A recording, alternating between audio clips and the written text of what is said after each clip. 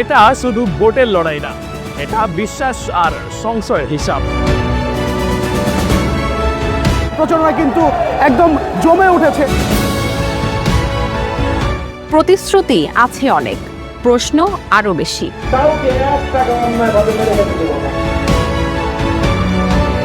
কে কি বলছে সবাই জানে, কিন্তু আপনার ভাবনা কি?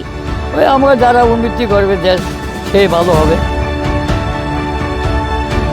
ত্রয়োদশ জাতীয় সংসদ নির্বাচন, মাঠ থেকে দেখা, জনতার চোখে।